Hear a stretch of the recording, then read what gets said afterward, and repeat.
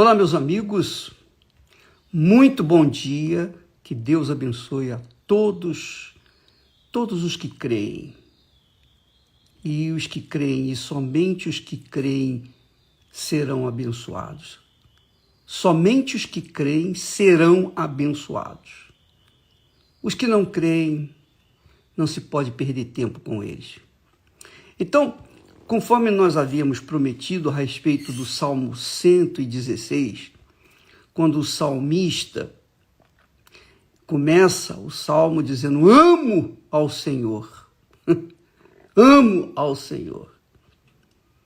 Ele começa dessa forma, começa exprimindo o seu profundo sentimento e, sobretudo, a sua fé, porque para você amar alguém, você tem que conhecer esse alguém, não é verdade? Não se pode amar alguém desconhecido. Então, aí está um dos grandes segredos da fé. Quando o salmista diz, eu amo ao Senhor, ele sabia, ele tinha certeza, ele tinha convicção de quem amava.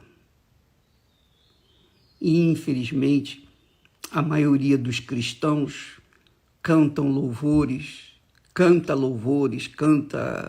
entoa canções, versos de amor, mas sequer tiveram uma experiência com Deus. Por isso, vivem uma fé apenas sentimental. Mas o salmista não. Ele diz, amo ao Senhor. Amo ao Senhor, porque Ele ouviu a minha aflição, minha dor, etc.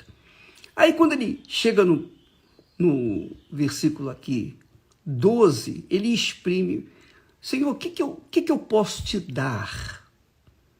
O que o Senhor quer de mim? O que lhe agrada mais? O que eu poderia fazer para te engrandecer, te louvar, para exprimir a minha eterna gratidão para contigo? Então, o Senhor, o Espírito Santo, o toca e diz assim, tome o cálice da salvação e invoque o meu nome. Isso aqui, amiga e amigo, isso é extremamente importante, glorioso. E, obviamente, quem não tem o Espírito não entende isso aqui. De uma parte está ele falando, o que eu te dou? O que eu posso te dar para te agradar, para te adorar, para manifestar minha eterna gratidão? E então ele diz, o salmista, profeticamente, aí no lugar de Deus, o salmista diz,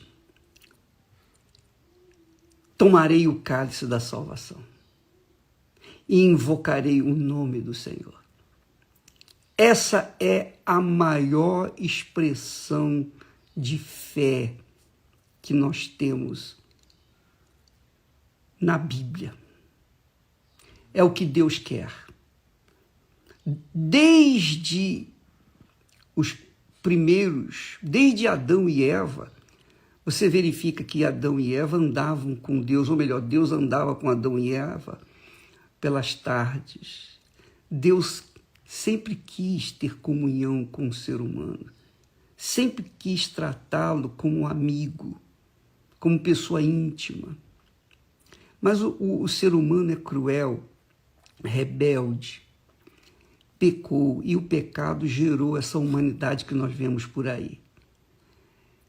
E aí Deus envia, ou melhor, ele chama Abraão, e de Abraão faz uma nação, para que, através dessa nação santa, separada, essa nação que não teria outros deuses, ela viesse gerar o seu filho, Jesus. Jesus veio, então, consumou a obra da salvação, consumou a obra da salvação, fez o que tinha que fazer, e depois voltou para os céus, e no lugar dele enviou o Espírito Santo para guiar a sua amada igreja. Ora, o que é que Deus está almejando nesse projeto que nós falamos assim em rápidas palavras? Deus está almejando o mesmo que ele tinha lá no princípio, quando criou Adão e Eva, quando fez Adão e Eva. Aquela intimidade, aquela comunhão com o ser humano. Então, o que mais deseja Deus? O que mais deseja Deus de você, minha amiga? Qual é a oferta realmente gloriosa que exprime a sua fé, porque você está dando uma oferta para alguém que você não vê, que você não toca, que você não sente, mas você crê, você tem fé, você tem certeza. E é o que Paulo fala lá, porque sem fé é impossível agradar a Deus, porquanto é necessário que aquele que se aproxima de Deus creia que ele existe e que se torna galardoador dos que o buscam. Então, esse texto lá de Hebreus 11, 6, se cumpre aqui, se repete aqui no Salmo 116, a partir do versículo 12. Que darei eu ao Senhor por todos os benefícios que tem me feito? Então, meu filho, você quer me agradar? Tome o cálice da salvação e invoque o meu nome, quer dizer, honre o meu nome. Essa é a questão. Aí, o salmista fala: tomarei o cálice da salvação, invocarei o nome do Senhor, pagarei os meus votos ao Senhor, agora, na presença de todo o seu povo. Quer dizer, uma coisa normal, natural. Mas, de repente, vem essa palavra: preciosa é a vista do Senhor, a morte dos seus santos. Você sabe que Deus, minha amiga e meu amigo, está tão desejoso de tê-los nos seus braços. Ele está, eu diria assim, num linguajar que todos entendem, possam entender. Deus está ansioso, uma ansiedade santa, para ter-nos nos seus braços. Porque quando nós chegamos lá, são e salvos, então isso aí é glorioso para Deus. Porque não são muitos que chegam lá. Muitos começam bem, mas caem pelo meio do caminho, ficam pelo meio do caminho. Mas quando nós chegamos ao ponto de ultrapassar todas as barreiras das aflições, das angústias, das perseguições, das injustiças, quando nós conseguimos atravessar as barreiras das tribulações, e quando nós chegamos ao ponto de deixarmos esse mundo e entrarmos na vida eterna, então Deus, é como se ele dissesse assim: puxa, finalmente você chegou. Eu estava esperando por você. Eu estava aguardando por você. Por isso que quando alguém de Deus morre, a gente dá graças a Deus. Olha, finalmente, esse aí foi salvo. E você, amiga e amigo, pode notar que há uma diferença enorme quando uma pessoa de Deus morre e uma pessoa que não é de Deus morre. A pessoa, quando não é de Deus, ela teme, ela sabe que vai morrer, ela fica apavorada. Então, parece que o seu semblante vai se atrofiando e exprimindo a sua dor, a angústia. Não é a dor da doença, não, mas a dor de ter que enfrentar o mal, porque quando a pessoa está à beira da morte, os demônios vêm e ficam ali, esperando a pessoa partir para tomar a sua alma e levar para o inferno. Então, a pessoa que está ao ponto de morrer antes, segundos antes, ela tem esse discernimento porque ela vê isso tudo. Então, quando a pessoa morre sem a salvação, o semblante dela é muito assim, fechado, sofrido. Não adianta pintar, não adianta mascarar, porque o defunto, ali a expressão é aquela e não tem jeito. Agora, quando a pessoa que é de Deus morre, a sua expressão é suave, a sua expressão é amena, pacífica, porque ela vê os anjos de Deus ao seu redor, esperando a sua alma descolar do seu corpo para levá-la para os céus, ao encontro do seu Pai, para o seio, não de Abraão, mas o seio do Senhor Jesus.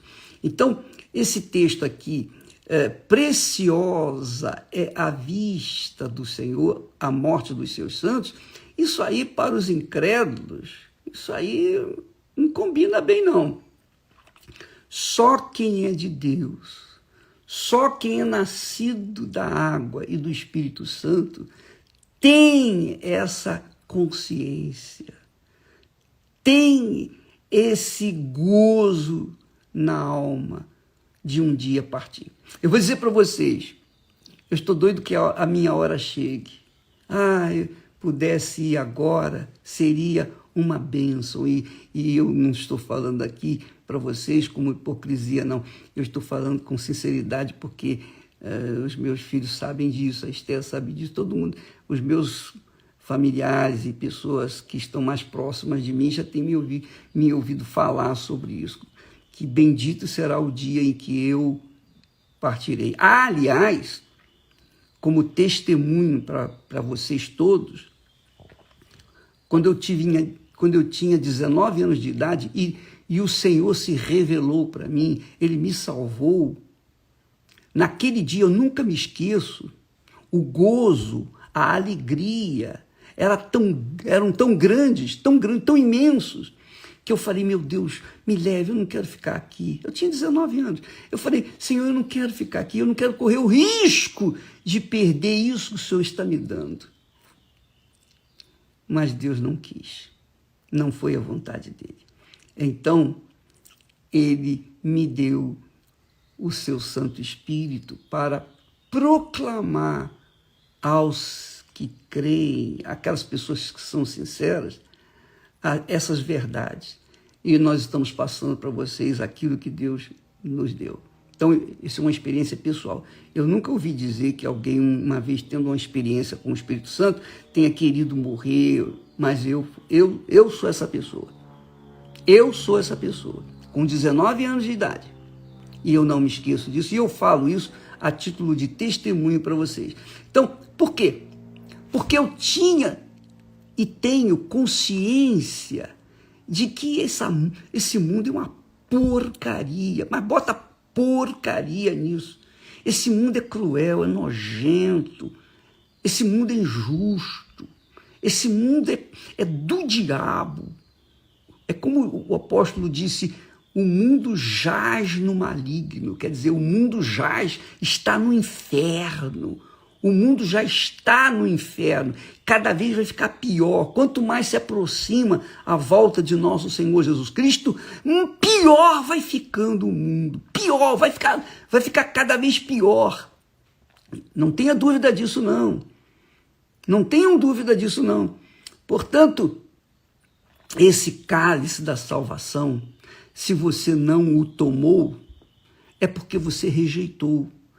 Você está rejeitando. E não existe pecado maior, não existe pecado mais agressivo ao Senhor, você recusar o cálice da salvação.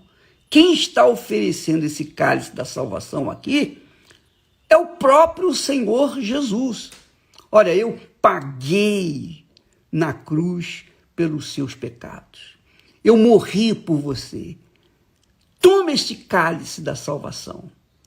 Mas a maioria das pessoas só quer benesses, só quer bênçãos, só quer possuir as coisas desse mundo, só quer viver as coisas desse mundo. Desgraçadamente.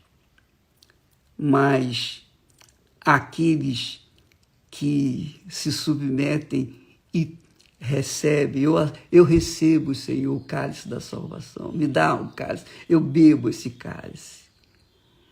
Então essa pessoa tem uma experiência gloriosa com o Espírito Santo e é salva. Agora, preste atenção, preste bastante atenção. Se existe o cálice da salvação que o Senhor Jesus oferece para nós, existe também o cálice da perdição, que é o cálice do diabo. O cálice da perdição, não vou me estender muito, mas o cálice da perdição é o mundo. O diabo usa o mundo, o diabo usa tudo que o mundo oferece justamente para as pessoas rejeitarem o cálice da salvação.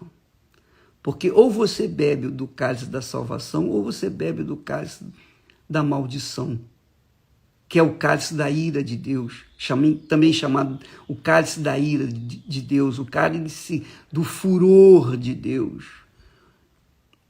Então existe o cálice da salvação, como existe o cálice da perdição. E você, e somente você, pode escolher. É claro que você não vai dizer para mim, nem vai dizer para os outros, eu só quero o cálice da salvação. Tudo bem, mas para você tomar o cálice da salvação, você tem que perder a sua vida. Você tem que dar a sua vida. Quando Jesus tomou o cálice de vinho, e disse: este cálice é o meu sangue, é o cálice da nova aliança, um novo casamento com aqueles que aceitam. Porque a partir do momento que você participa da Santa Ceia, come do pão, bebe do cálice, você está dizendo para Jesus: olha, eu aceito sacrificar por ti, eu aceito me sacrificar por ti, eu aceito as condições que o Senhor coloca para seguir as tuas pisadas. Não é esse negócio, vem com essa conversa mole para boi dormir. A minha graça te basta, eu não preciso sacrificar porque Jesus já sacrificou. Sim, ele sacrificou, mas ele tem o direito. Ele tem o direito de cobrar de você, de mim, de nós, o sacrifício por ele. Porque é o casamento. No casamento é sacrifício de parte a parte. Então, quando você faz uma aliança com Deus e participa da Santa Ceia, na hora que você estiver comendo do pão, aquele pedacinho de pão representa o corpo de Jesus, que representa você, que é a igreja. O cálice, o sangue, representa Jesus, representa o Espírito de Deus na pessoa do Senhor Jesus. E quando você participa do corpo e do cálice, você está dizendo: eu assumo o compromisso de me casar contigo, meu Senhor Jesus, e de sofrer por ti, e ser perseguido por ti, e ser caluniado por ti, e ser injuriado por ti, e até morrer por ti. E de fato é uma morte. Você morre para o mundo, você não quer mais saber, o diabo não tem mais direito de dar para você o cálice da maldição, o cálice da perdição. Então você assume um casamento com o Senhor Jesus e vive em função dele.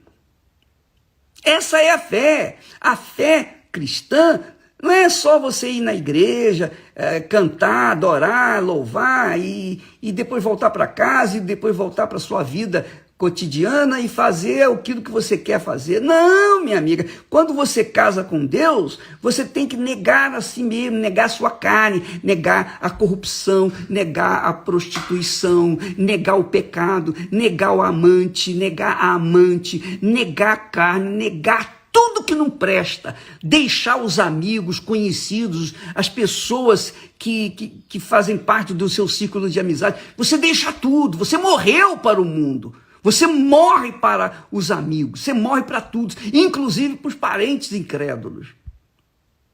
Essa é a realidade. E se isso não aconteceu com você, é porque você ainda gosta do cálice da perdição, porque isso te dá prazer. Desgraçadamente. Mas quanto a mim e aqueles que têm